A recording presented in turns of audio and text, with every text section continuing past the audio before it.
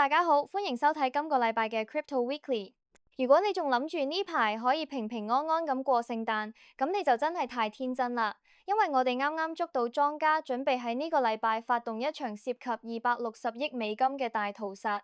如果你唔想成為被割嗰粒韭菜，呢集你一定要睇到最後。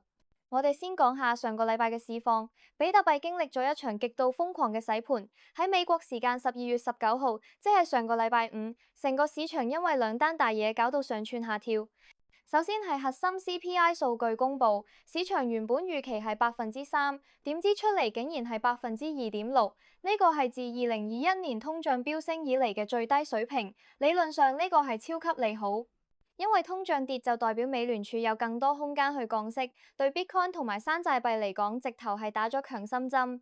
但係同一時間，日本又宣布加息25個基點，呢兩股勢力喺埋一齊，令到 Bitcoin 喺短短幾個鐘頭內出現咗巨大嘅波動。有分析指，Bitcoin 上個禮拜多次回踩85,000美元呢個關鍵位，雖然每次都有彈返上嚟，但係個勢仲係好鬼險。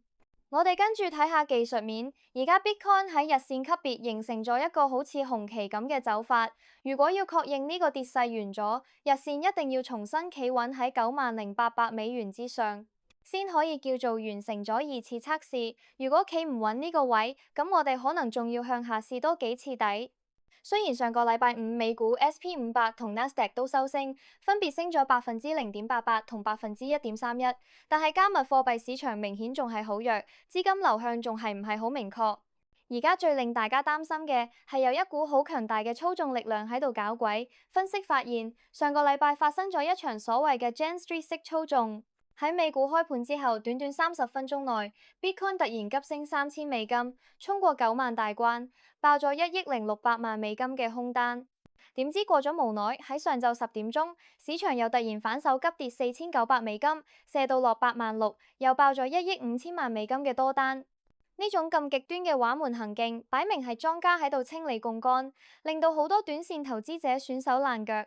嚟到呢個禮拜，大家一定要打醒12分精神，因為12月26號即係拆禮物日，將會有一場史詩級嘅期權到期日。有分析指，今次涉及成240億美金嘅 Bitcoin 期權同40億美金嘅以太幣期權，呢種波動背後仲有一個叫做 Gamma Flush 加碼清算嘅邏輯。有分析指，上個禮拜五已經有價值1億2800萬美金嘅加碼到期，但呢個只係前菜。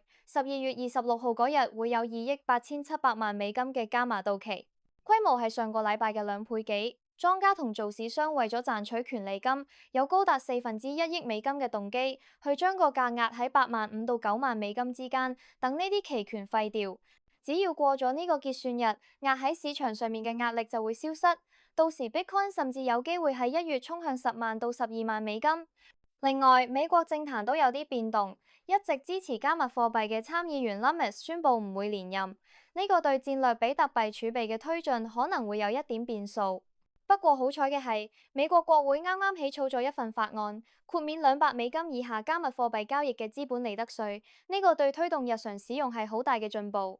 總結一下，今個禮拜係一個極度關鍵嘅轉折點。如果你手頭上有槓桿長倉，一定要小心12月26號嗰場280億美金嘅期權大混戰。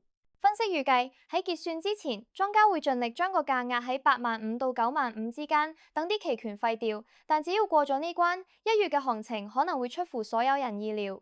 如果你覺得今日嘅分析幫到你，記得訂閱、like 同 share 俾你身邊啲 friend，等大家都可以喺呢場莊家大戲入面生存落去。記住，市場永遠都係先摧毀你嘅意志，然後先會俾你見到彩虹。多謝大家收睇，我哋下集再見啦，拜拜。